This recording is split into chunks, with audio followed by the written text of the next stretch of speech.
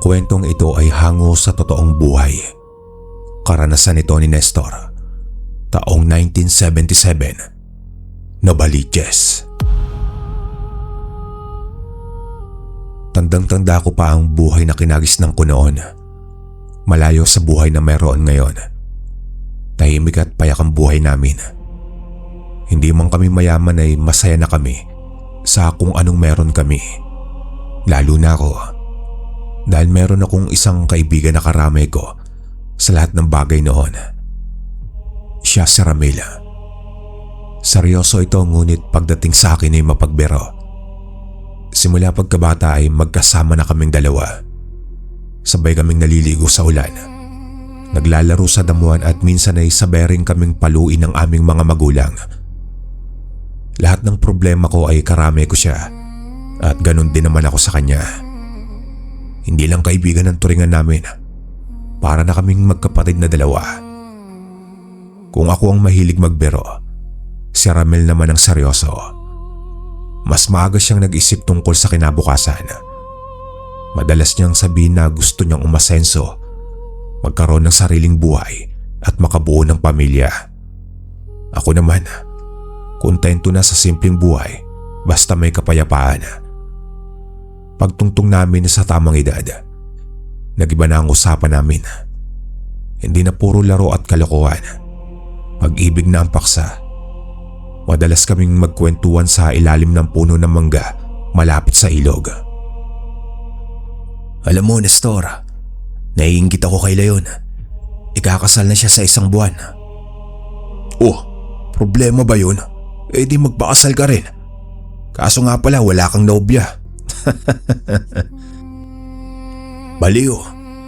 Pero alam ko balang araw, may darating din na babaeng para sa akin. Babaeng tatanggapin ako kung sino at ano ako. Yung hindi matatakot sa itsura mo. Sira ka talaga. Binatukan ako ni Nestor at nagtawanan kami. Ganoon kami noon, walang lihim, walang inggitan. Akala ko lang pala. Hanggang isang araw dumating si Linda sa baryo. Bagong salta siya. Pamangkin ng matandang si Aling Cora.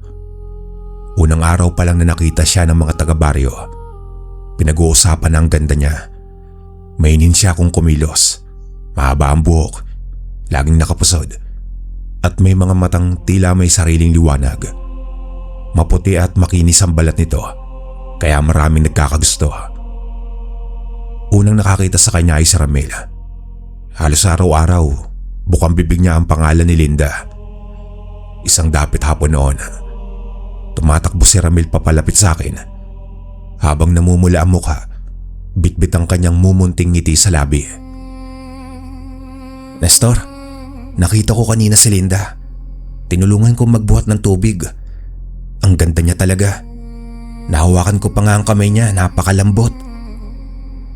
Ah, ganun ba, Ramil? Eh di may pag-asa ka na niyan. Napakamot na lang si Ramil sa aking tanong. Dahil alam naming torpe siya pagdating sa ganon. Hanggang kwento lang siya. Hindi niya nga magawang ligawan si Linda ng diretsahan. Madalas, pinagmamasdan lang niya ito mula sa malayo. Hanggang sa isang araw, ipinakilala niya sa akin si Linda. Linda, ito nga pala si Nestor, kababata ko. Mabait yan, tiyak na magkakasundo kayo. Ngumiti naman sa akin si Linda. At sa sandaling iyon, parang may kumabog sa puso ko. Hindi ko may paliwanag. Pero iba ang titig niya. Parang may tahimik na pagkakaunawaan sa pagitan naming dalawa. Ilang segundo lang iyon. Pero sapat para maramdaman ko ang kakaibang pintig sa dibdib ko. Madalas na kaming tatlo ang magkasama pagkatapos noon. Nagsisimba, naglalakad sa palengke, o tumatambay sa harap ng bahay nila Aling Cora. Ngunit napansin kong unti-unting nagbabago ang pakikitungo ni Linda kapag ako ang kausap niya. Napapansin kong panay ang sulyap nito sa akin at ang pagngiti ng palihim. Noong una ay naiilang ako, ngunit kalaunan ay hindi ko na rin maipaliwanag ang saya sa puso ko. Hindi ko ginusto ang nararamdaman ko dahil alam kong may gusto ang kaibigan kong si Ramil sa kanya. pero mahirap talagang pigilan ng puso.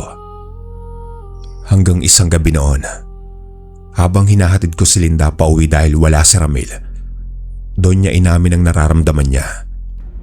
Lumingon sa akin si Linda at mahinang sinabi, Nestor, may gusto ako sa'yo. Alam kong hindi tama dahil kaibigan mo ang nanliligaw sa akin. Pero hindi ko pwedeng dayain ang nararamdaman ko. Ikaw ang gusto ko. Ikaw ang mahal ko. Natigilan ako. Hindi ko alam ang sasabihin. Mas lalong hindi ko alam ang sasabihin ko kay Ramil. Ngunit lahat ng nasa isip ko ay nablangko. Ang tanging nasa isip ko lang ay maipahayag din kay Linda ang aking pagmamahal. Gusto rin kita, Linda. Hindi ko alam kung paano at bakit, pero mahal kita.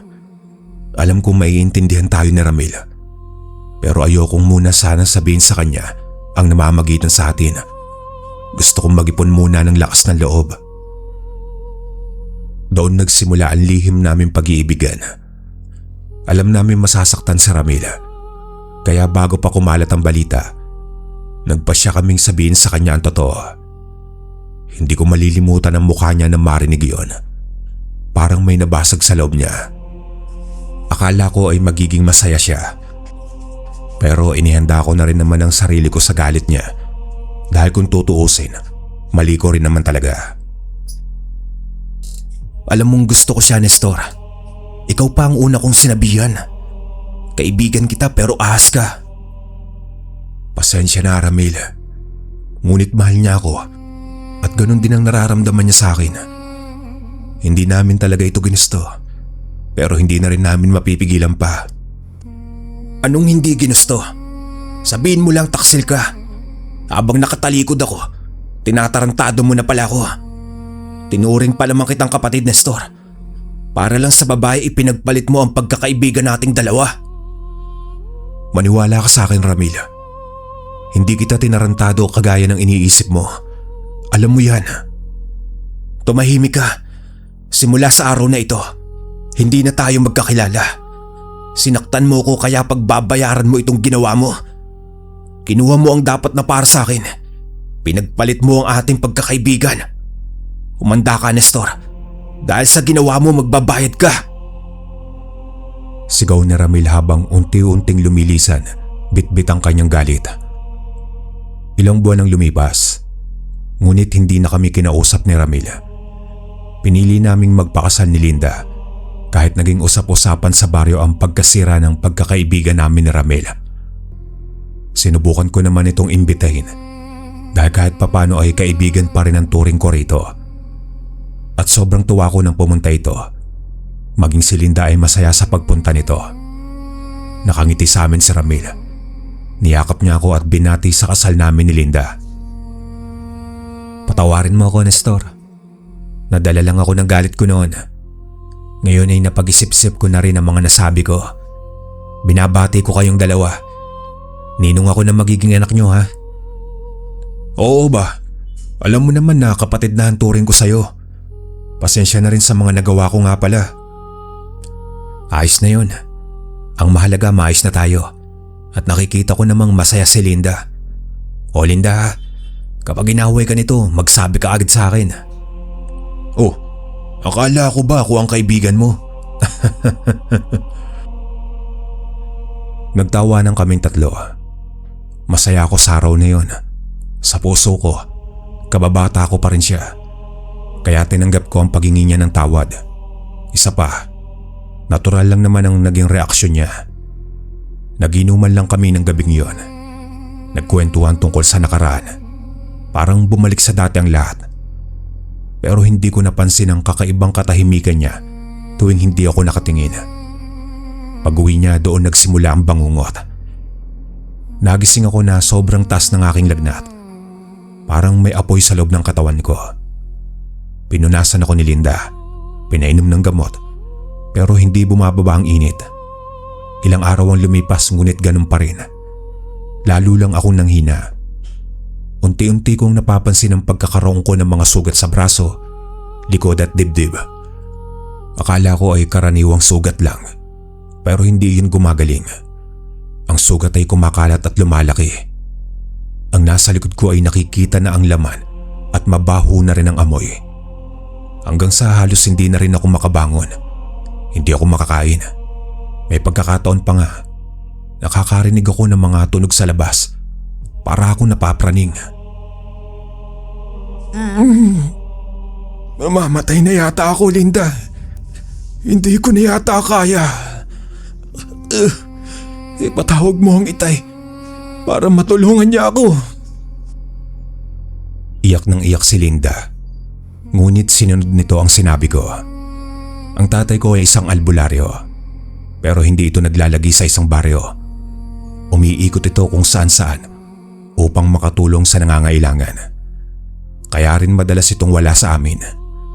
Alam ko ring hindi pangkaraniwang sugat lang itong nararanasan ko. Alam kong may lunas ang itay para dito. Ngunit dahil nga lumilipot ang itay, ay matagal pa bago ito makarating pa uwi sa amin. Ang mga sugat ko ay sobrang baho na. Tinapalan na namin ito ng kung ano-anong dahon at langis. May mga nagsasabi na baka isa itong nakakahawang sakit. Ang iba naman ay baka isinumpa na ako. Wala na akong ibang naiisip kundi tapusin na lang ang buhay ko dahil sa aking nararanasan. Hanggang sa dumating na ang aking itay. Isang tingin pa lang nito ay alam na kagad ang kalagayan ko. Galit na galit siya. Sinong mapangasang gumawa nito sa aking anak? Itay, ano pong nangyayari sa akin? Bakit po ganito ang mga sugat ko? Parang may gumagalaw na sa loob ng sugat ko at gusto nilang lumabas. Napakakati at napakasakit. Isang taong may malalim na galit at inggit ang gagawa ng nakakadiring bagay na ito. Ngunit nagkamali sila ng natipuhan. Huwag kang mag-alala anak, gagaling ka. Magtiwala ka sa akin. Agad na nagsagawa ng panggagamot ang aking tatay. May mga dasal siyang binigkas. May mga dahong dinikdik at ipinahid sa aking sugat. Ilang gabi niya itong ginawa. Patunay na malakas ang may gawa ng bagay na iyon sa akin. May mga gabing halos sumisigaw ako sa sakit. Pakiramdam ko, may humihila sa lamang ko palabas. Para akong unti-unting pinapatay sa sakit. Lumaban ka anak. Huwag mong hayaang manaig ang masamang hangarin niya. Huwag kang magpapadaig sa lapastangan na ito. Pagkatapos noon ay wala na akong maalala. Nagising na lang akong nanghihina ngunit mas maayos na ang aking pakiramdam. May saya sa mga mata ni Linda habang nakahingang maluwag naman ang itay. Itay, ayos na po ba ako? Oo, Nestor anak. Huwag kang mag-alala dahil na kontra ko na ang kulam na ginawa niya sa iyo. Kontra po? Kulam? Oo anak, may taong kumulam sa iyo. Malakas ito dahil makalumang pangungulam ang gamit nito. At nakakasiguro kung marami itong hawak na bagay na pagmamay-ari mo. Ngunit hindi ako pumayag na basta lang makontra ang kulam niya sa iyo. Ginamit ko ang kulam niya at ibinalik ko sa kanya. Lahat ng ginawa niya sa iyo, batid ko ngayon ay nag-uumpisa ng umepekto iyon. Hindi ako papayag na ganoong ganon lang. Kailangan niya magbayad sa ginawa niya sa iyo. Makalipas ang ilang araw na gamutan, unti-unting natuyo ang mga sugat ko, bagamat may naiwang marka sa aking balat. Maging ang lagnat ko ay wala na rin. Biglang nanumbalik ang mga lakas ko. Halos kasabay ng paggaling ko, ay nabalitaan naming nilagnat din si Ramil at nagkaroon ng mga sugat sa katawan. Doon ako nagsimulang mag-isip ng malalim at napagtagpi-tagpi ko ang lahat. Hindi na ako kumibo. Hinayaan ko na lang. Gusto ko na lamang ng tahimik na pamumuhay. Hanggang isang hapon noon, habang nagpapahinga ako sa labas ng bahay, nakita kong papalapit si Ramil. Payat siya, namumutla at tila nahihirapang huminga. Nestor, hindi ko alam kung ano ang nararamdaman ko. Galit ba? Takot? Pero nananaig ang lungkot. Umupo ka muna, Ramil. Ilang minuto siyang hindi nakapagsalita habang nakatingin lang sa lupa hanggang sa tuluyan na siyang napaiyak. Patawarin mo ako, Nestor. Ako ang may gawa. Pabulong niyang nasabi na halos hindi na marinig. Parang may bumagsak na mabigat na bagay sa dibdib ko. Kahit may hinala ako, iba pa rin kapag narinig mo mismo sa bibig ng taong pinagkakatiwalaan mo. Bakit, Ramil? Bakit mo nagawa sa akin iyon? Hindi ko kinaya. Simula pagkabata, lagi tayong magkasama. Akala ko kahit anong mangyari, ako ang mauuna sa'yo. Akala ko maiintindihan mo ako.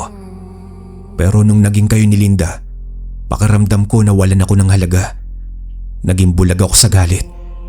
Bukod sa kinuha mo siya sa akin, parang nawalan na rin ako ng kaibigan at kapatid.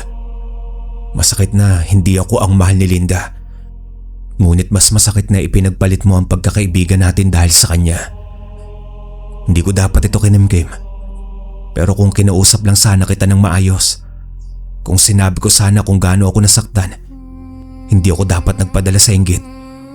Hindi ko naisip na pati ako mapapahamak. Ramil, kung kinausap mo ako noon, ipapaliwanag ko sa'yo. Hindi kita kailanman ipinagpalit. Hindi ko kontrolado ang nararamdaman ko kay Linda.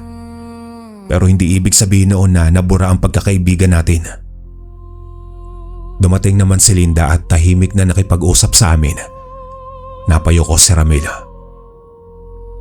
Nahihiya ako sa inyo.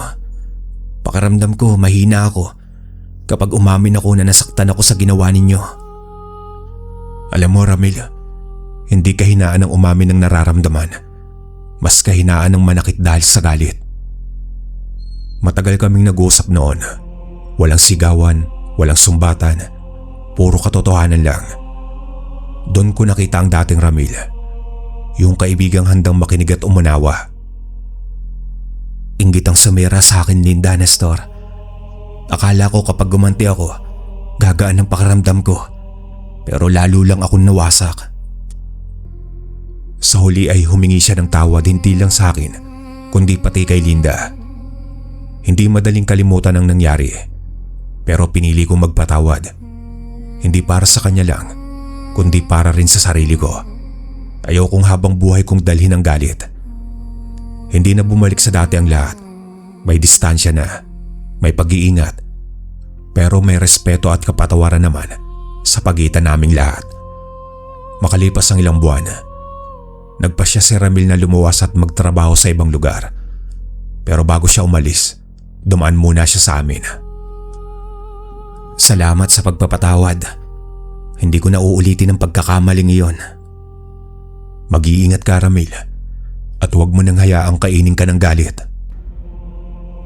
Ngayon, kapag naalala ko ang pangyayaring iyon, hindi ko lang naiisip ang sakit at takot. Mas naiisip ko ang aral.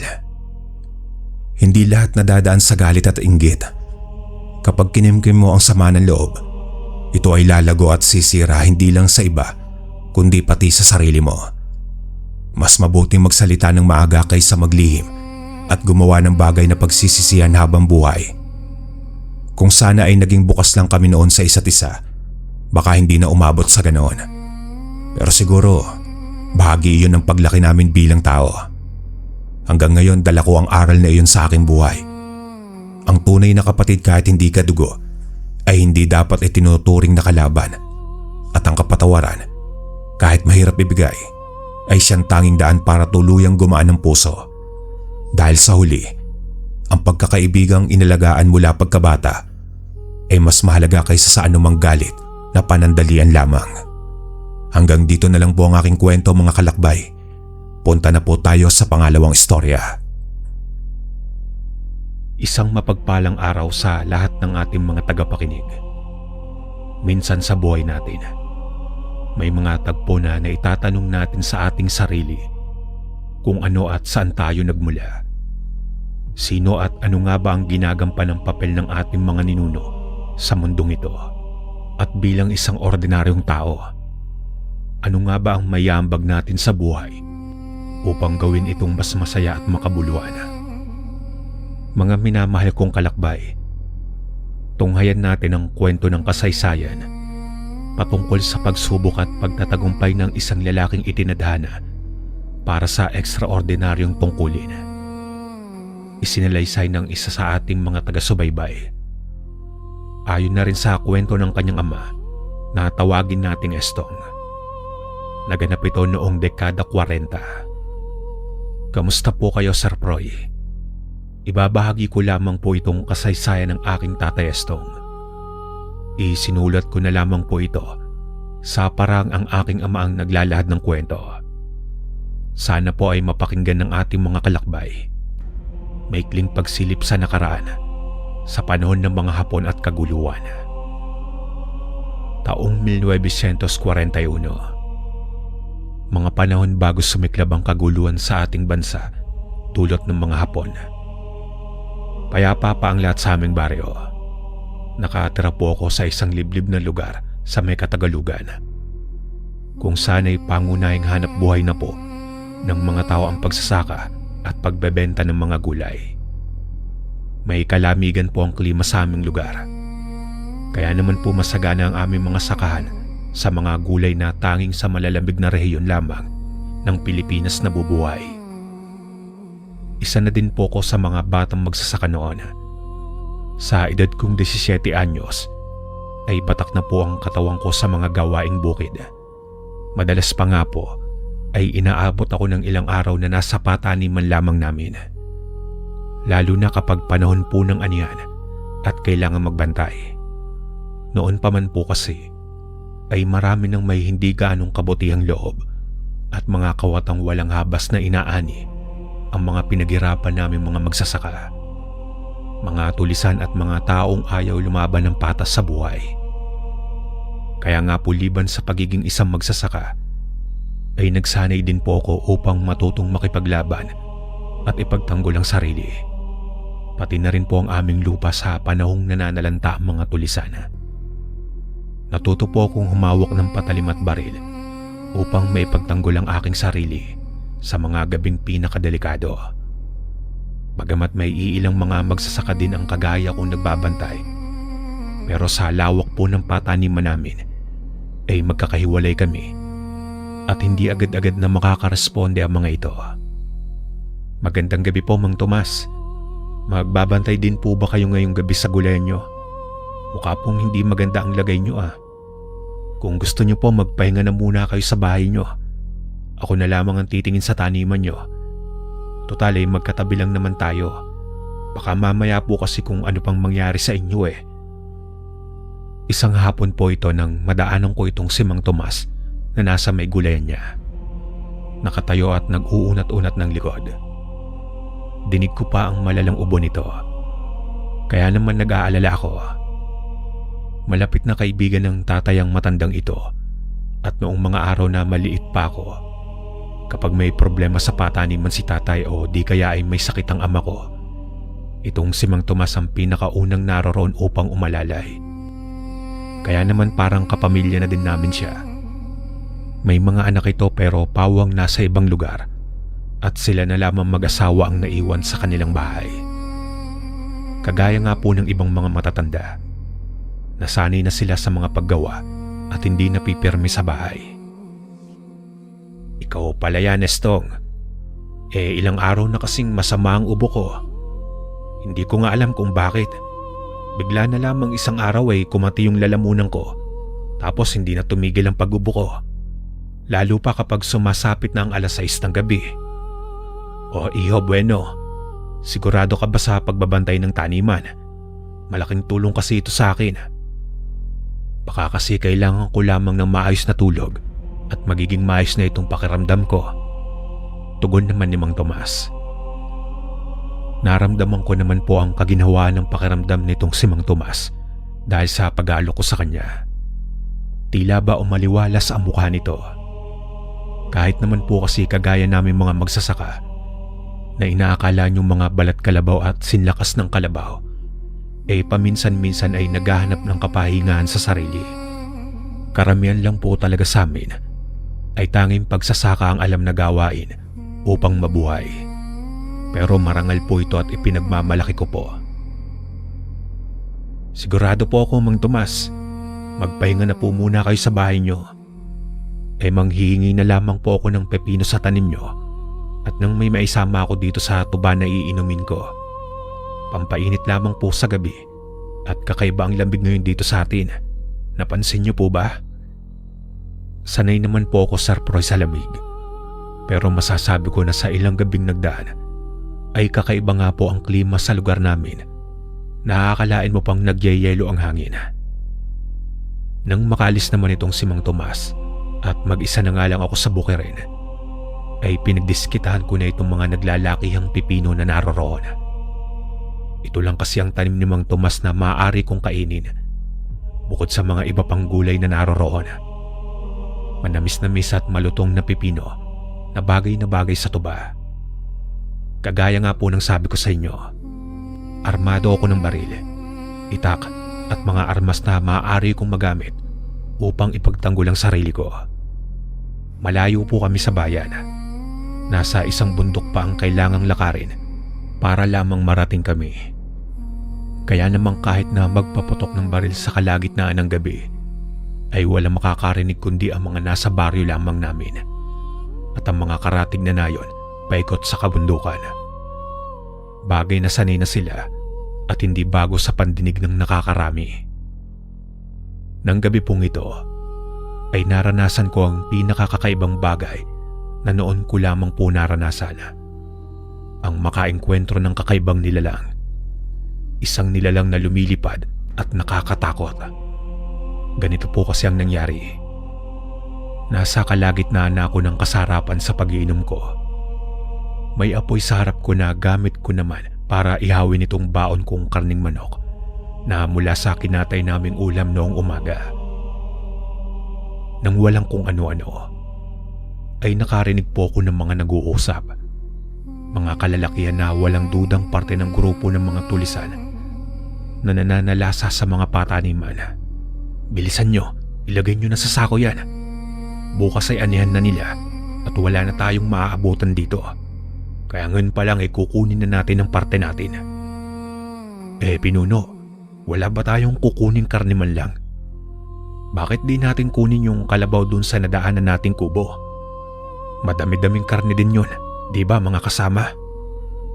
Suwestyon pa ng isa, pero agad itong kinontra nitong tinatawag nilang pinuno. Habang ako naman ay abala sa pagpatay sa apoy upang hindi nila ako makita. Sira ka ba at hindi nag-iisip kung kukunin natin pati ang mga kalabaw ng mga taga rito? Sa tingin mo, paano pa silang magsasaka? Anong aanihin natin kung wala silang maitatanim? Kumuha na lamang tayo ng sapat para sa atin at hindi naman tayo talagang masasamang tao. Kaya oras na malamang kung isa sa inyo ang nagtangkang manguha ng mga alagang kalabaw sa baryong ito, mananagot kayo sa akin. Malinaw ba? Sir Proy, kakaiba din po na may prinsipyo din ang mga tulisan o baka itong pinuno lamang nila. Tama naman po siya at may punto siya. Kung sasalantahin nga naman nila pati na ang kalabaw na ginagamit sa pagsasaka, mas malaking dagok ito para sa amin kumpara sa iilang sakong gulay na kinukuha nila. Nang habang abala sila sa pagkuha at pag-uusap sa malawak na bukirin at maliwanag na buwan, nakita ko po mismo itong napakalaking tila paniki na lumipad at bumulusok sa lugar kung nasa ng mga tulisan. At kasunod nito ang pagsigaw ng isa sa kanila. Kita ko pong inilipad ito ng nilalang papaitaas, papasok sa may kakahuyan. Bilisan nyo, sundan nyo ang aswang na yon. Huwag nyo hayaang makalayo. Sigaw ng pinuno nila na sinasabing aswang daw yung dumagit sa kasama nila. Kahit po nakainom ako, ay nawala po yung tama ng alak sa akin. Ayos na sa akin ang makaengkwentro ang mga tulisan kasi kaya ko silang pagtaguan o di kaya mapatay. Pero kung aswang na po ang pag-uusapan, ay ibang problema na ito. Magkagayon pa man po dahil dito sa pagsalakay ng aswang ay natahimik ang gabi. Bagamat dala pa din nila ang mga nakuha nilang gulay, ay naudlot na ang plano nila. Ako naman po sa takot ko, hindi na ako lumabas sa sinisilungan ko. Naisip ko ang umuwi, Pero paano kung makasalubong ko itong aswang na nasa direksyon patungo sa daanan ko papunta sa baryo namin? Dinig ko po doon ang mga putukan sa may kakahuyan. Kita kong nagliliwanag ang mga baril nila sa pagpapaputok. Pero duda kong nahuli pa nila yung aswang. Kasi nga po kinaumagahan habang naglalakad na akong pauwi sa amin. Kita ko po itong katawan ng nabiktima ng aswang na nasa itaas ng puno. Nagkalat din po ang mga patatas at pepino, pati ng mga basyo ng bala at mga dugo sa paligid. Agad ko naman po itong ipinaalam sa tatay ko. Hindi ko naman alam pa ang gagawin bukod sa pagsusumbong sa tatay ko. Kung totoo ang mga nakita mo, anak, ibig sabihin ay nariritong muli sa ating baryo ang aswang na naminsala ilang taon na rin ang nakakaraan. Kailangan malaman ito ng kapitan natin. Kailangan maabisuhan ng mga tao. Sambit nito ng aking ama. Habang ako naman ay nagtungo sa may nag-iisang tindahan sa amin para makipagkwentuhan at makibalita. Ang kaso nga lang po sa hindi ko inaasahan tagpo, Sir Proy. Hindi ko inakala na huling pag-uusap na namin ni Mang Tomas noong nagdaang gabi. Naroon pong nagtipon ng mga kabaryo namin. Gumagawa ng atol para kay Mang Tomas na ayon sa kanyang asawa, noong nagdaang gabi daw ay natulog lamang pero hindi na nagising pa. Labis ang paghihinagpis nitong si Aling Simang. 3 araw nga lang po ay naroroon na ang mga anak nila at agad na ipinalibing ang kanilang ama. Nakapagdesisyon ng panganay na anak na kunin na ang kanilang nanay at ibenta ang lupang naroroon sa bundok. Tutal naman daw ay may mga pag-aari na sila sa bayan at hindi namang makakaya magsaka ng nanay nila. Sobrang lungkot nila tatay sa nangyari at nakalimutan nga po ang tungkol sa aswang. Mas inuna nila ang mailibing si Mang Tomas at ang maalalayan ng pamilya nito. Hanggang sa isang araw ay dumating sa baryo namin ang nakabili ng lupa. Isang ginoo na nasa 30 o 40 na yata ang edad. Ayon sa kapitan, ay Abel daw ang ngalan nito. Malayong kamag-anak nila Mang Tomas. Matikas po itong si Mang Abel. Madaling lapitan kasi palangiti at mahilig makipagkwentuhan. Marami po siyang alam at marami siyang kwento tungkol sa iba't ibang bagay. Kaya naman kapag nasa bukid ito, nakakasabay ko din minsan sa pag-iinom. Alam mo, Estong, natutuwa ako sa iyo. Maraming batang kaidaran mo sa lugar kung saan ako nanggaling ang walang ibang inatupag kundi ang magpalaki ng itlog. Mga tamad at panay barkada ang inaatupag. Ang iba pa ay napupunta sa masasamang gawain. Pero ikaw, iba ka bata. Responsable ka at maaasahang tao. Kasi kitang-kita naman sa bukid nyo. Basta aasahan ko na kapag may kailangan ako, tutulungan mo ako. Di pa kasi ako masyadong pamilyar sa pagsasaka. Pero kung pangangaso naman, walang kwestiyon sa kaalaman ko. Alam mo bakit di tayo mangaso sa Sabado? Libre ka ba, iyo? Mukhang mayaman sa mga ligaw na hayop ang gubat nyo. Kahapon marami akong nakitang bakas ng mga baboy, ramo at usa. Tiyak na mabubusog tayo sa karne kapag nagkataon. Alok nitong si Mang Abel sa akin. Nakapalagay ang loob ko na din kasi ang lalaki dahil sa tinutulungan ako nito sa mabibigat na gawain sa bukid.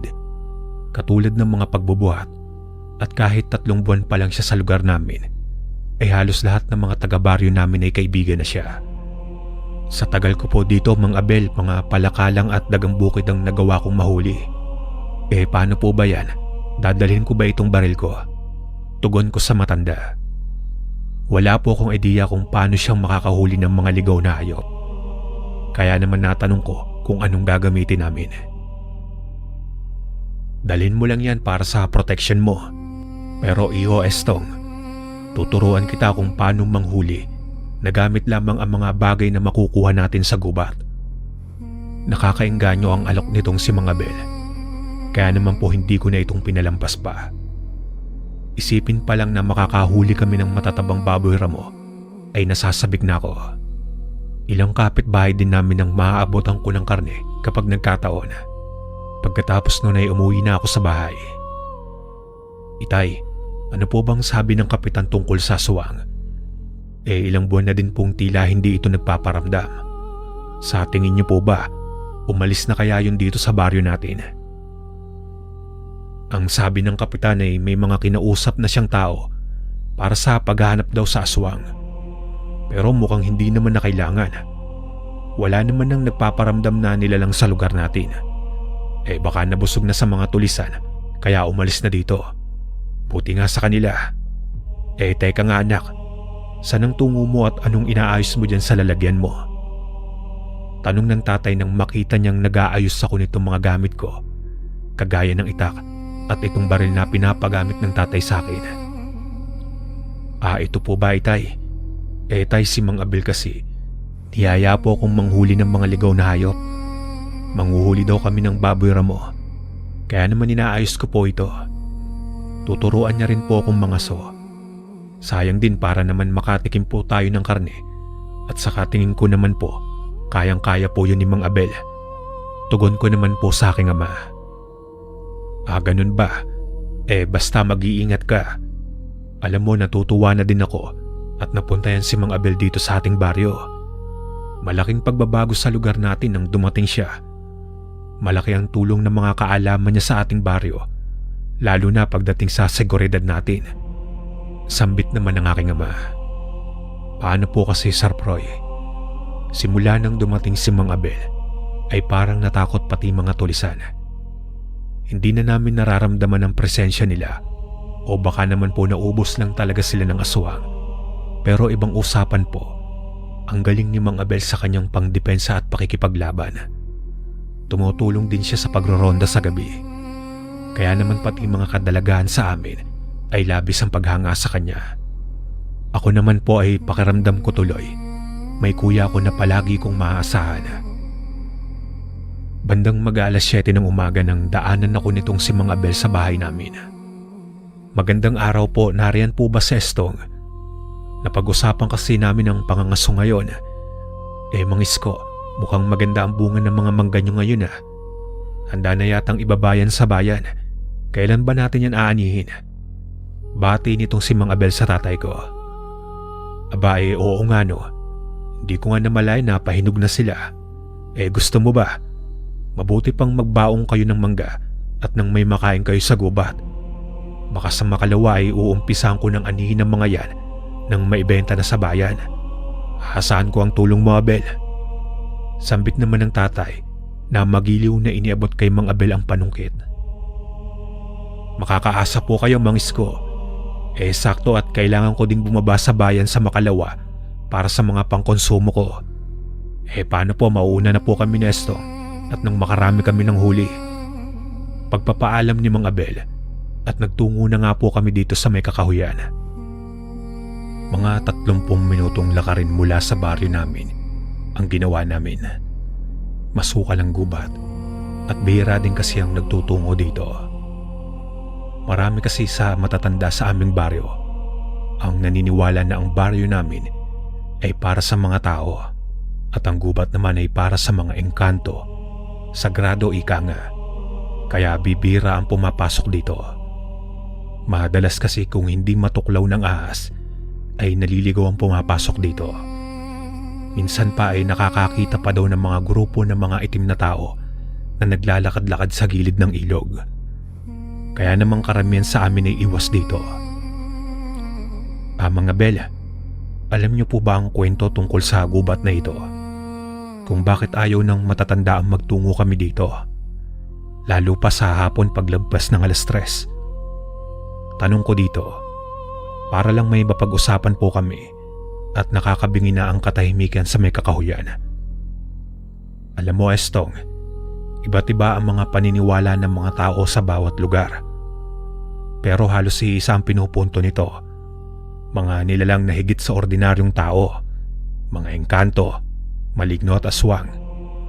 Sa maniwala ka at sa hindi, ay may katotohanan ng ilan dito.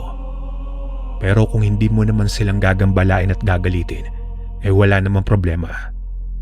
Ang kaso nga lang sa panahon natin ngayon, ay hindi na nakontento ang mga tao. Pinapatag nila ang mga kabundukan upang gawing pangkomersyo. Sinusunog nila ang mga gubat upang gawing taniman. At nilalaso ng mga ilog para sa mga makabagong pamamaraan ng pangkabuhayan at negosyo na hindi naman mga Pilipino ang lubos na nakikinabang kundi mga banyaga. Kaya naman hindi na nakapagtataka na ang ilan sa mga nilalang sa may kakahuyan ay napupunta sa mga bayan at komunidad ng tao. Mahabang pagpapaliwanag naman po nitong si Mang Abel sa akin. Bagamat salat po ako sa karunungan at edukasyon, ay mulat na din ako sa ganitong mga usapin. Mga kapitalistang dumarayo sa mga liblib na lugar upang samantalahin ang kamangmangan ng mga Pilipino at pagkakitaan. Estong, naikwento sa akin ni Mang Isko na nakakita ka ng aswang 3 buwan na ang nakakaraan. Sa tingin mo, sino ang mga nakakatakot? Yung aswang ba o yung mga tulisan na ilang beses nang nagnanakaw sa mga pinaghihirapan nyo? Napaisip naman po ako sa tanong nitong si Mang Abel sa akin. Kasi kung titimbangin ko po ang sitwasyon, mas maraming kasalanang nagawa itong mga tulisan sa amin. Habang itong aswang naman ay maaaring naroon lamang upang gawin ang natural na ginagawa nito, ang kumain. Pero kung iisipin din, pare-pareho lang silang naroroon kasi gusto nilang kumain. Gawa nga nang narinig ko yung pinuno ng tulisan na pinagbawalan ng mga kasamaan sa labis na pananamantala at kumuha lamang ng kailangan ng kanilang grupo. Sa tingin ko po depende sa punto de vista ng individual kung sino sa kanila ang mas nakakatakot at mas masama. Hindi ko kasi masasabi kung ilan na ang napatay ng aswang, pero hindi ko din masasabi kung ilan na din ang napatay ng mga tulisan at pareho lang silang ginagawa yon upang mabuhay. Pero paano nga ba masasabi kung sino sa kanila ang mas nakakatakot at mas masama, Mang Abel? Tugon ko dito, hindi ko po kasi mapunto ang mga kakwentong kalakbay kung ano ang gustong ipahiwatig sa akin ni Mang Abel. Kaya naman tinanong ko rin siya kung ano ang saloobin niya tungkol dito. Alam mo, Estong, kung maharap ka sa iba't ibang uri ng kasamaan, lagi mong uunahing gawa ng solusyon ang pinakamakakaapekto sa'yo. Kasi walang silbi ang magpakamartir sa buhay na ito. Paano kang tutulong sa ibang tao kung hindi mo uunahing tulungan ang sarili mo? Yun ang paniniwala ko. Kapag sigurado mo nang ligtas ka na, saka mo isipin tulungan ng iba. Kaya kung sasagutin ko ang tanong mo sa akin, kung sino ang pinakamalapit sa peligro sa akin, yun ang pinakamasama at nakakatakot. Hindi ko po lubos na naunawaan itong mga pinagsasasabi ni Mang Abel, pero tumango-tango na lamang ako bilang pagsangayon. Siguro nga po, pero sana wag umabot sa ganun. Mas gusto ko po ang mapayapang buhay at walang inaagrabyadong tao. Maiba ko, Mang Abel, naisip ko lang po, wala pa po ba kayong asawa o anak man lang? Saka nasan na po ang mga magulang mo? Naisip ko itong itanong sa kanya para naman maiba ang paksa namin. Medyo malalim po kasi magsalita si Mang Abel at parang hindi kayang intindihin ng sentido komun ko. Pamilya? Matagal ko nang hindi naririnig ang salitang yan. Alam mo, Estong, matagal na akong mag-isa sa buhay. Walang ibang alalahanin at walang pipigil sa akin. Matagal nang patay ang mga magulang ko. Hindi ko na din alam kung kamusta na ang mga kapatid ko. At siguro akala nila patay na din ako. Kaya gusto kong manatiling ganun na lamang ang lahat. Mahirap nang madamay sila sa kung anong mga problema ang makakaharap ko. Maya-maya pa ay nakakita kami ng isang baboy ramo na umiinom dito sa isang bukal. Napakalaki at napakataba po nito. Imbis na masabik nga po ko ay natakot ako. Paano po ay parang abot sa bewang ko ang taas nito. Tapos ang haba pa. Kaya tiyak na oras na atakihin ako nito ay may kalalagyan ako. Tanging kutsilyo lamang ang hawak ni Mang Abel at sinenyasan ako nitong huwag maingay at huwag gagalaw. Kaya naman ang ginawa ko ay nanatiling nakatayo. Nakatingin sa marahang paglapit nitong si Mang Abel sa hayop. Halos ilang dipa na lamang sana si Mang Abel sa baboy ramo nang pareho kaming nagulantang sa biglang pagbagsak ng isang nilalang at nilokoban nito yung baboy. Sir Proy, Aswang sa tanghaling tapat sa kagubatan. Maniniwala po ba kayo? Pero totoo po ang sinasabi ko. Isang aswang ang bumagsak mula sa puno at direktang sinakmal itong baboy. Ilang iglap lang ay nangisay na yung hayop habang nakita kong mabilis na umakyat sa puno si Mang Abel. Sinenyasan ako nito na magtago na agad ko naman pong ginawa. Gusto kong hugutin yung baril ko at patamaan yung aswang. Pero duda kong mapapatay ko ito at baka nga atakihin pa ako kapag nagmintis ako. Labis ang kabog ng dibdib ko noon na parang nabibingi na ako. Ramdam ko na din ang panlalambot ng tuhod ko at hindi ko itong mapigilan nang bigla ko na lamang marinig ang pagsigaw nitong aswang na parang nasasaktan. Gulat po ko nang sa pagsilip ko ay halos nasa harapan ko na ito at akma na pala akong aatakihin.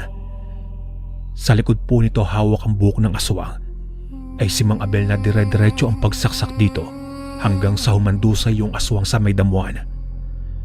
Ayos ka lang, Bastong. Halika, madali ka. Kailangan nating makalabas sa gubat na to. Mukhang hindi nag-iisa ang aswang na yan. Delikado tayo, bilisan mo. Sambit sa akin ni Mang Abel habang palingon-lingon sa paligid. Patay na po ba yung aswang? Bakit kahit umaga ay gumagala sila? Akala ko po ba sa gabi lang silang lumalabas, Mang Abel? Pagtatanong ko habang pareho kaming tumatakbo papalabas ng kakahuyan. May ilang aswang ang kayang mabuhay at maganap ng pagkain sa umaga, lalo na kung sa gubat lang. Pansin mo, walang direktang sinag ng araw dito. Bagamat bagya silang mahina sa umaga, pero ang katulad nila ang pinakamapanganib na aswang. Katulad ba nila ang nakita mo noong nakaraang 3 buwan? Mukhang hindi basta-basta ang sitwasyon ng bari nyo. Oras na maubos ang pagkain nila sa gubat, tiyak na magtutungo sila sa baryo para manginain. Maya-maya nga po ay nakarinig kami ng malalakas na pagsigaw mula sa pinanggalingan naming parte ng kakahuyan. At alam ko po na kasama ang aswang ito ng napatay ni Mang Abel. Ngayon ay tiyak na sasalakay na nga sila sa amin. Huwag kang mag-alala, Stong. Kung iniisip mo na sasalakay sila sa baryo, ay nagkakamali ka.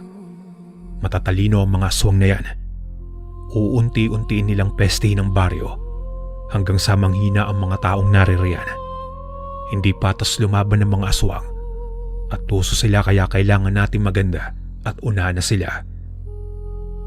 Nang marating namin ang baryo, ay sinabihan ako ni Mang Abel na kumilos lamang ng normal. Ano po bang problema? Dapat ay ipaalam natin agad sa kapitan ang nalaman natin, Mang Abel, para maagapan po nila. Pagtatanong ko dito, huwag mo na, Stong. Naisip mo na ba na baka may mga aswang na sa baryong ito? Hindi imposibleng may ilan sa kabaryo nyo ang aswang o kasabwat ng nasa gubat. Hindi maglalakas ng loob ang mga kagaya nilang aswang ang magtagal sa isang lugar kung wala silang natatanggap na tulong. Kung tama naman ang pagkakaintindi ko, Sir Proy, naniniwala si Mang Abel na may kasabwat ang mga aswang na nasa gubat. Narating namin ang bahay. Nagtaka sila tatay kung bakit maaga kaming nakauwi at wala kaming huli. Pero pumasok si Mang Abel sa bahay at kinausap ng masinsinan itong tatay ko. Mang Isko, sa ngayon po ay kayo pa lang ang nakakaalam nito at kung maaari po sana ay huwag niyo munang ipagkakalat sa iba. Pero mukha yatang may naitayong komunidad ng aswang sa kakahuyan niyo.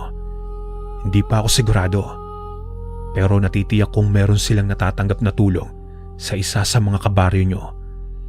Imposibleng sa loob ng 3 buwan ay walang nakakita o nakapansin man lang sa mga aswang sa kakahuyan.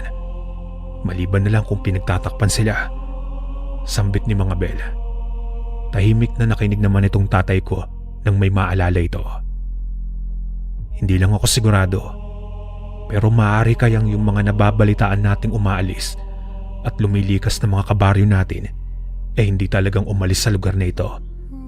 Posible kayang biktima na sila ng mga aswang sa gubat. Sa mga sinambit ni tatay ay kumabog ng malakas ang dibdib ko. 3 pamilya na kasi sa baryo namin na ayon sa mga kalugar namin na bigla na lamang daw umalis ng bahay nila at lumipat na daw ng tirahan nang hindi namin malaman ang kadahilanan. Iniwang nakatiwangwang ang mga taniman at tila lumikas na nagmamadali. Ayon sa kapitan ay baka daw dahil sa hirap ng buhay sa bundok, kaya naisipan nitong magsilikas. Noong una ay tinanggap namin ang ganitong ideya pero Sir Proy, saka lamang kami napaisip at nagduda sa totoong dahilan ng pag-alis nila. Dahil sa nang puntahan namin ni mga Bel, ang isa sa mga bahay ng mga pamilyang di umano ay lumikas na at nagtungo sa bayan. Naroroon pong nakatiwangwang ang mga pinagkainan sa lamesa na tila hindi natapos. Nabubulok na yung mga pagkaing naroroon at maging ang mga gamit nila ay nasa loob pa din ng bahay. Walang bakas ng pag-aimpake man lang. Maging ang mga tsinelas nila ay nasa loob ng bahay. Aakalain mong naroroon lang ang mag-anak. Sinasabi ko na nga ba, mukhang may anay sa loob ng baryo nyo, Estong. May kasabwat ang mga aswang at kailangan nating malaman ito bago pa mang maubos ang mga residente sa baryo. Ayon kay mga Bel, hindi pa tiyak pero dalawa lang ang posibleng kantungan ng mga nawawalang mag-anak. Ang maging pagkain ng mga aswang o maging kapareho nila. Alinman po sa ideyang ito ay tunay na nakakabahala kapag nagpatuloy. Baka isang araw ay maging baryo na ng aswang ang aming lugar. Pero po kung mapapansin nyo, maging ako ay napaisip, bakit parang napakaraming alam ni mga Bel tungkol sa mga aswang? At bakit biglang parang nataon na dumating siya sa baryo namin noong sinasalanta kami ng mga aswang? Hindi ko maiwasang pagdudahan na din pati ang katauhan nitong bago naming kabaryo. Oo at mabait siya, pero wala kaming alam sa tunay niyang pinanggalingan at kung ano bang trabaho niya bago siyang lumipat sa amin. Isa pa paanong alam niya ang tungkol sa mga aswang at sa gawin nito. Maaari kayang pakana niya lang ang lahat at isa siya sa mga aswang. Maaari kayang kinukuha niya lamang ang tiwala namin. Sinong makapagsasabi na baka pati yung pagkakapatay sa aswang ay palabas lang at hindi talagang patay yung aswang, bagkus ay pinaniwala lamang ako. Kaya naman simula noon palagi ko nang dala ang baril ko. Palagi na din akong may bawang at asin sa bulsa ko, lalo kapag nariyan si mga Bel. Estong, magandang umaga. Hindi ka ba pupunta sa bukid? Mabuti pa ay magsabay na tayo. Matataas na ang mga damo sa taniman mo. Tulungan na kita maglinis doon. Total ay natapos ko na yung sa taniman namin. Alok sa akin ni Mang Abel isang umaga ng Martes.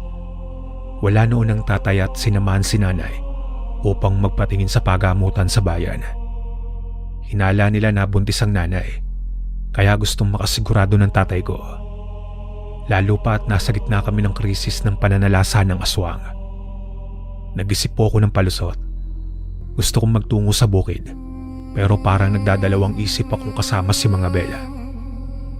Umalis po kasi sila tatay papuntang bayan, kaya akong naiwan dito sa bahay para asikasuhin ng mga kapatid ko.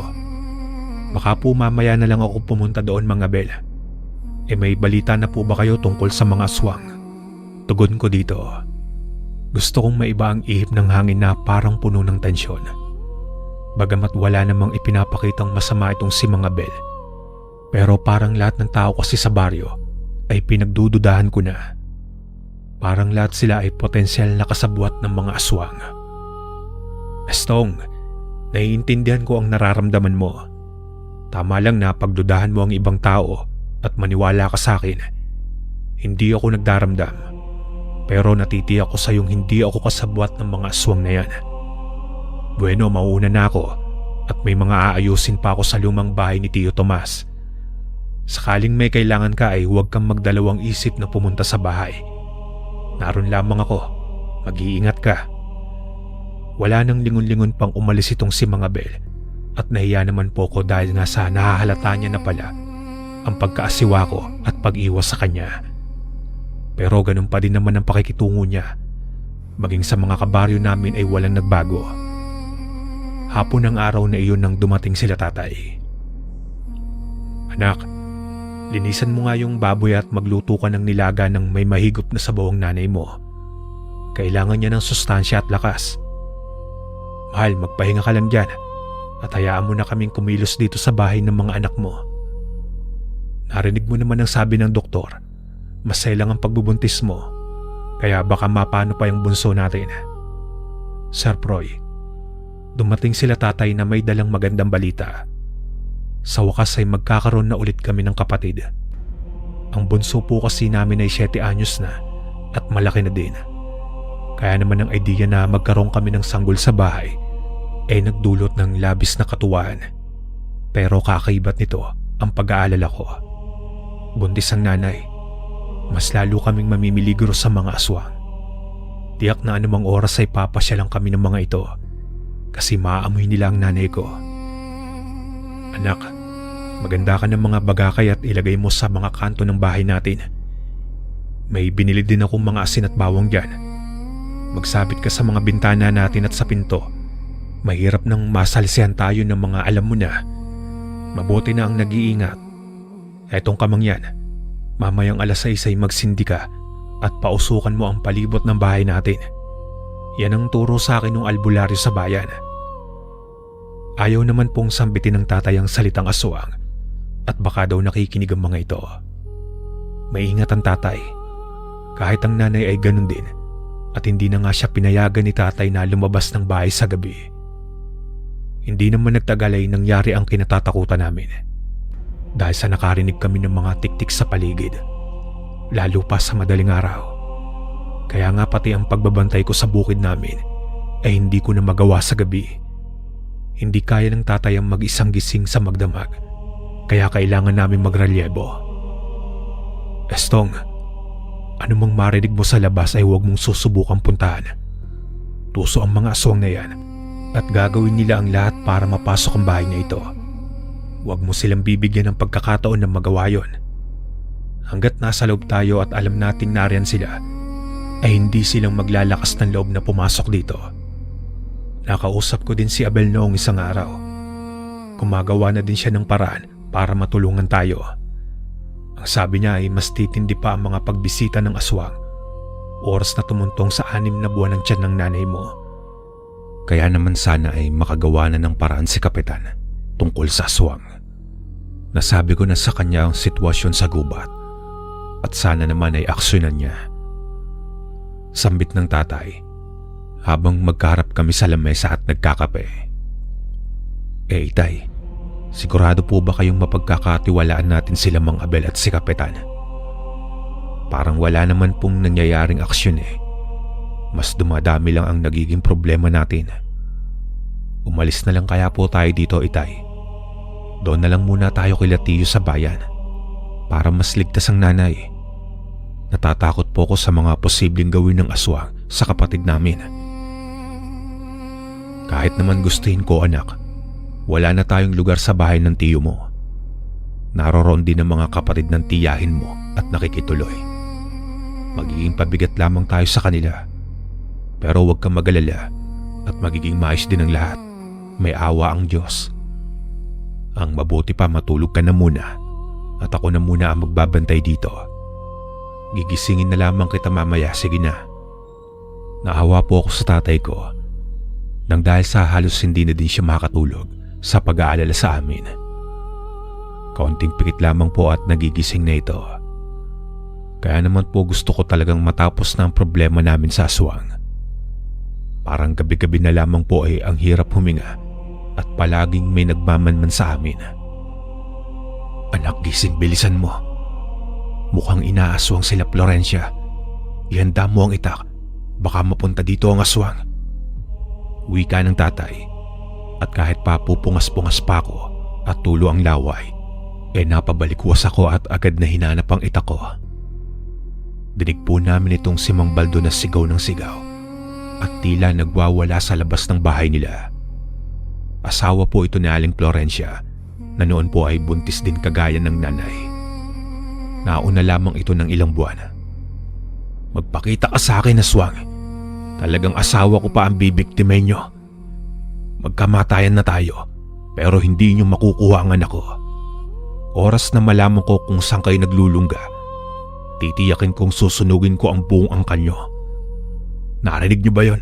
Susunugin ko kayo. dinig naming wika ni Mang Baldo. Nakasilip lamang kami sa bintana. Pinagmamasdan ng kaganapan. Ilan sa mga kabaryo namin ay lumabas na din para puntahan si Mang Baldo, pero ang tatay ayaw niyang makialam. Baka daw kasi oras na lumabas kami ay masalisihan kami at mabiktima si nanay. Anak, tandaan mo, ano man mangyari, prioridad natin ang kaligtasan ng nanay mo at ang kapatid mo. Alam kong iniisip mo na tumulong sa kanila, pero kailangan nating unahin ang kaligtasan ng pamilya natin bago ang iba. Sigurado kong nauunawaan niya ni Baldo, kaya huwag mo masyadong isipin yan. Mabuti pa ay magtimpla ka muna ng kape. Sige na. Matapos ang pangyayaring yon at lumipas pa ang ilang araw at linggo, nagkasakit na ang tatay dahil sa kakulangan sa pahinga at tulog. Ako naman po ay nakakaramdam na din ng panghihina. Nitong mga panahong ito ay bihira na pong magawi sa amin si Mang Abel. Tila yata dinamdam nito nang malaman niya na pinagdududahan ko din siya at minarapat na dumistansya. May ilang pag-atake ng mga aswang sa mga magsasaka na nagbabantay sa gabi sa kanilang bukirin. Kahit pa magkakasama sila, pilit silang sinasalakay ng mga ito. Ayon kasi sa iilang kabaryo namin, tila naubos na ang mga hayop sa gubat at nahihirapan na ang aswang na maghanap ng pagkain. Kaya naman madalas na silang nasa paligid ng baryo.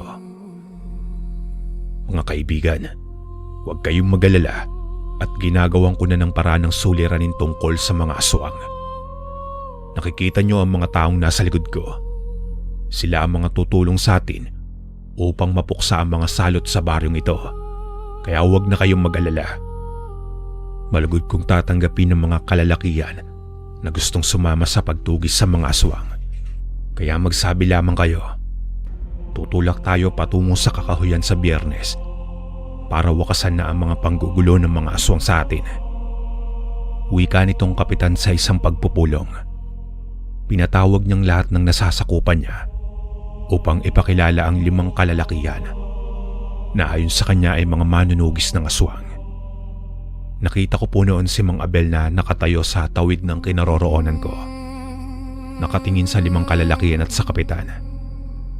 Madami ang nagpresenta na sumama. Halos mga kalalakihan po sa amin. Maging sila kasi ay gusto na din mawakasan ang mga kasamaang dulot ng aswang. Pero itong tatay ko na akma sanang sasama din, ay nakita kong sinenyasan ni Mang Abel na wag daw. Kaya naman nanahimik ang tatay. Pero hindi ko alam kung bakit. At nang matapos nga po ang pagpupulong at nagsiuwian ang lahat, ay nilapitan kami ni Mang Abel. Mang Isko, huwag kayong sasama at iba ang kutob ko dito. Parang may mali sa 5 iyon. Ang maigi pa ay maganda kayo sa bahay nyo. Pupunta ako doon mamayang takip silim. Sa likod ako dadaan upang walang ibang makakita at pagbuksan nyo na lamang ako ng pinto kapag nakarinig kayo ng 5 pagkatok. Tandaan nyo, 5 katok. At matapos nga ang bili nitong si Mang Abel, umalis na itong nagmamadali. Narinig mo ang bili ni Abel, anak. Halika na.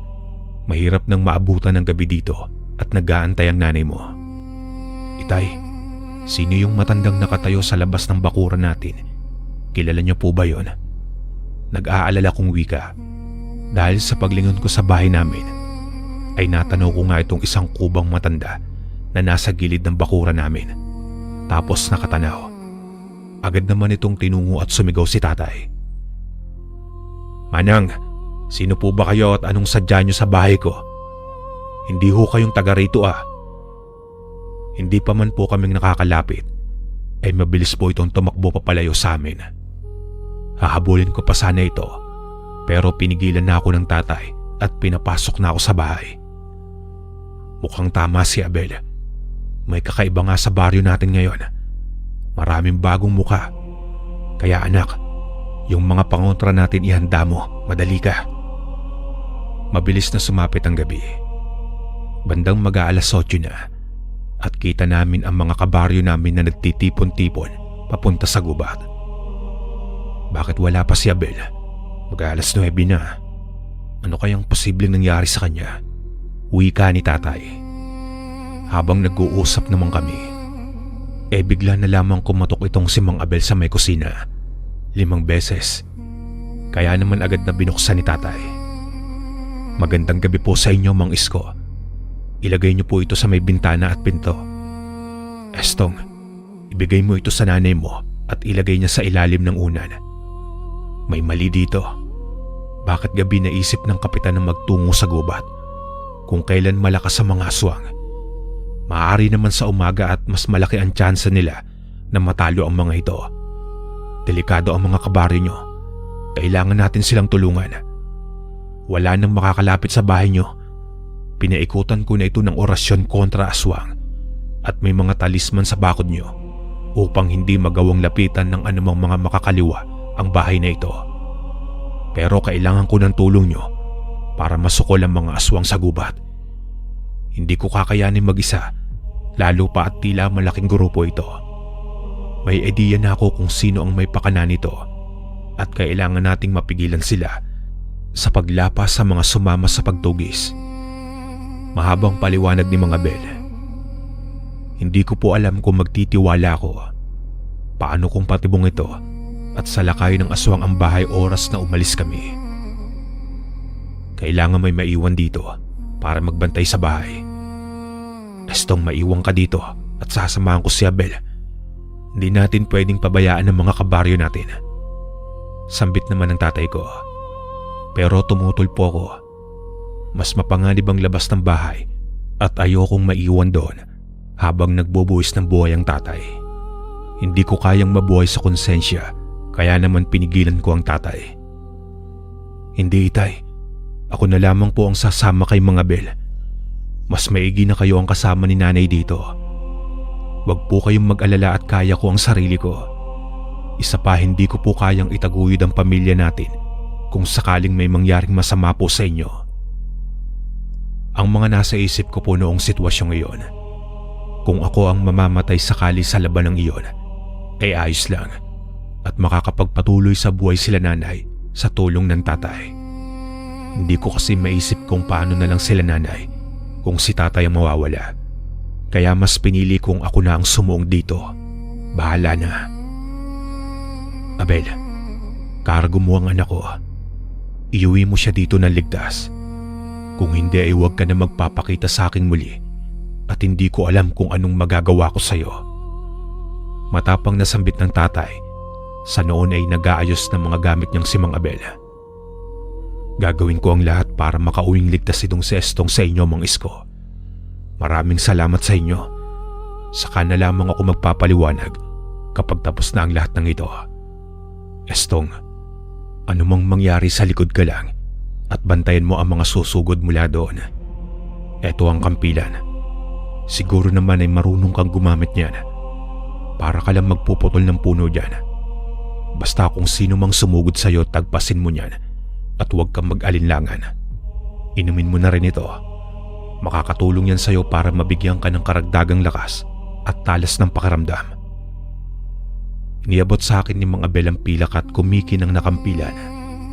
Pero iba ang talim nito na halos pwede ka nang manalamin.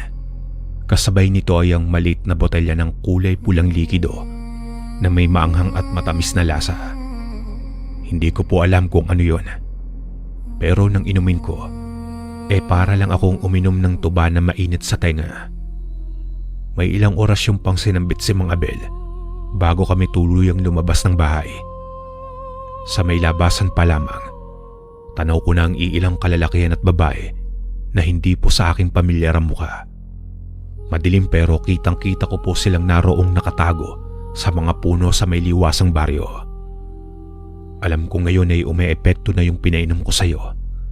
Talas ng pandinig at paningin at maaaring ngayon ay kita mo na ang iilang aswang na nakaabang sa harap ng bahay niyo.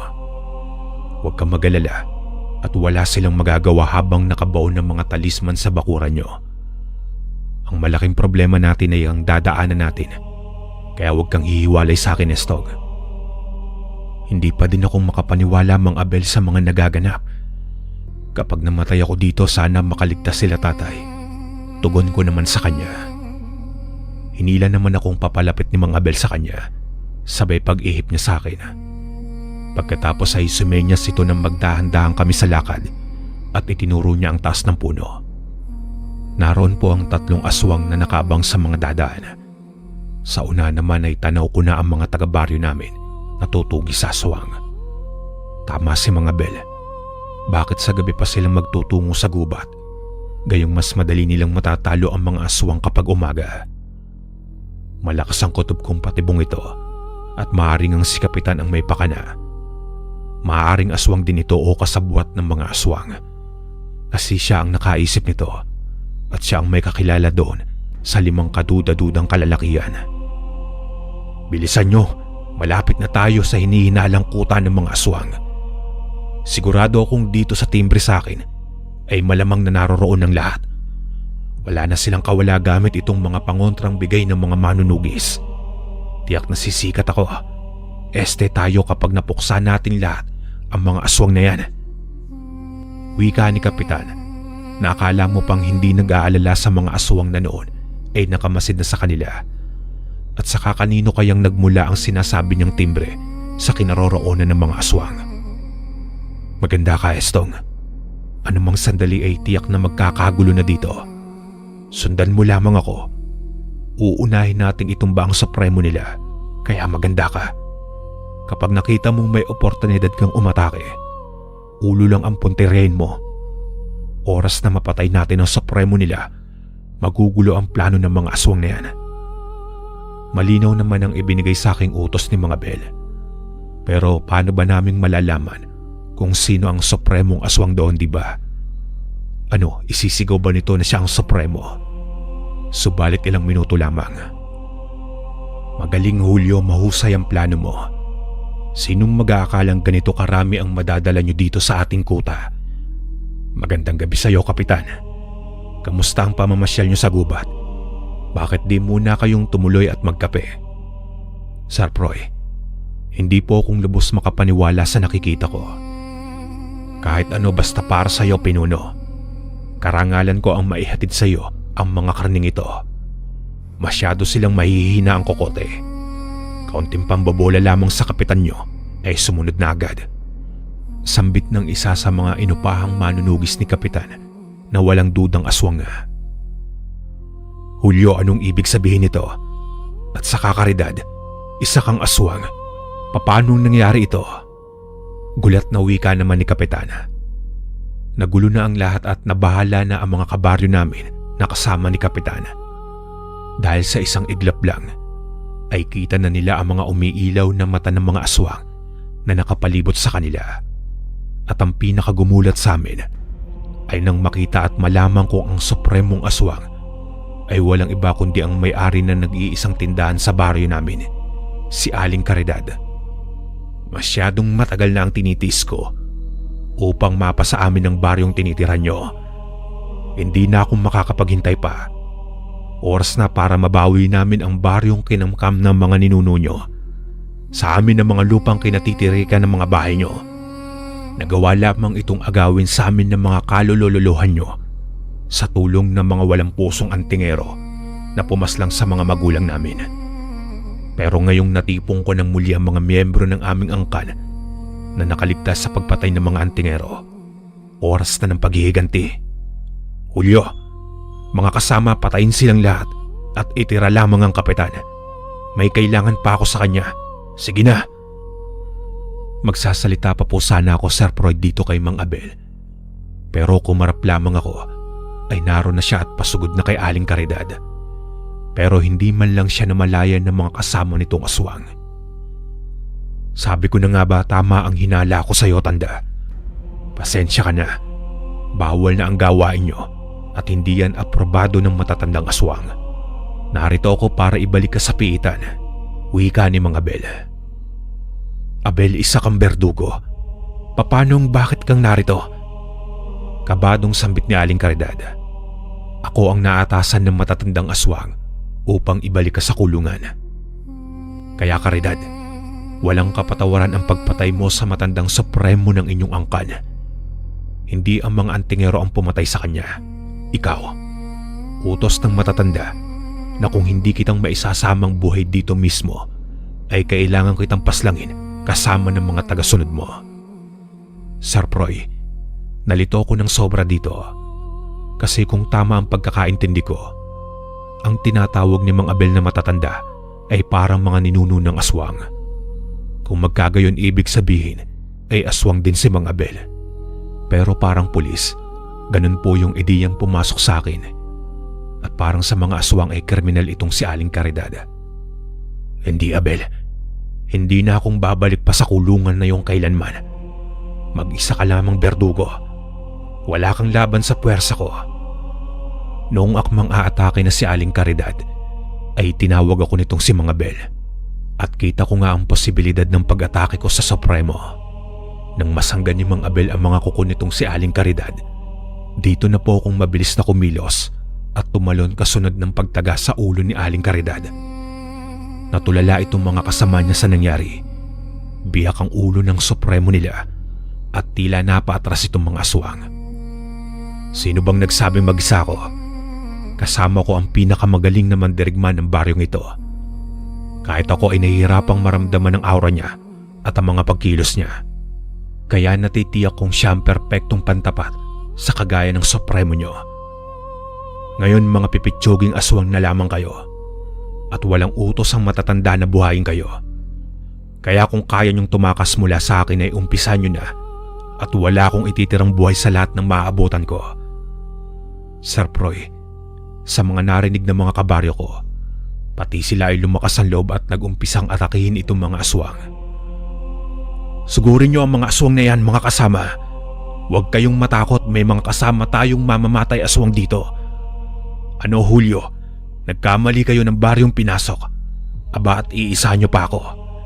Sige, sigurin nyo yan. Natutuwang sambit ng kapitan. Buong pag-akala ko talaga itong si kapitan ang kasabwat ng mga aswang. Lumalabas na biktima lang din siya at mukhang nasilaw sa kasikatan na maaaring mata mo oras na mapatay ang mga aswang. Minsan talaga ang pagiging ganid ay siyang nagpapahamak sa tao. Sumatotal ay nasupil ang mga aswang. Nakatakas ang ilan sa kanila papasok sa kalaliman ng gubat habang ang kuta nila ay sinunog nila, kapitan. Maraming salamat sa tulong mo, Estong. Malakas ang Supremo nila. Pero naisip kong ikaw ang aatake sa kanya at hindi niya mararamdaman ang pagdating mo.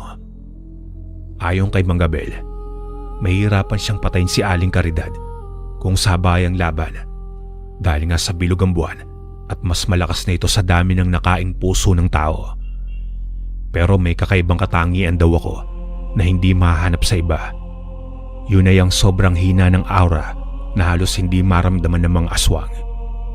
Hindi ko po alam kung matutuwa ako o maiinis na mahina lang ang espiritual kong lakas. Pero dahil nga daw po doon, hindi ako napansin ng Supremo. At mula sa pagkakatago ko sa bulag na ibinalot sa akin ni Mang Abel, naging isang sorpresang pag-atake ang nangyari. Tsamba o sugal sa madaling sabi. Inamin naman ni Mang Abel na isa siyang aswang na tagapagpatupad ng kaayusan sa kanilang mga kauri. May konsehal ng aswang ang babantay sa kilos ng bawat aswang na nasasakupan nila. At isa si Mang Abel sa espesyal na uri nito. Hindi siya maaaring bagaan yung aswang dahil hindi niya makokontrol pa ang sarili niya at lahat ng naroroong gumagalaw ay maaaring mapatay niya. Tao, aswang at maging ako. Kaya pala kinakailangan niya ng tulong ko. Nakauwi po kami sa bahay ng mag-aalas 4 na ng madaling araw. Maayos at buo. Totoo pong kamag-anak siya ni Mang Tomas. Ang kaso ay nataon lang palang binigay sa kanya ang mismong pagtugis kay Aling Caridad. Sir Froy, matapos po ang lahat ng problema sa aswang, ay naglaho na lamang na parang bula si Mang Abel. Hindi na namin namalayang wala na siya sa baryo namin. Siguro ay dahil sa tapos na ang misyon niya. Pero aswang man o hindi, malaki ang utang na loob ng baryo namin dito sa Berdugong Aswang. Dito ko na lamang po tatapusin ang aking kwento. At sana po ay naibigan ng ating mga tagapakinig. Maraming salamat po at pagpalain tayong lahat.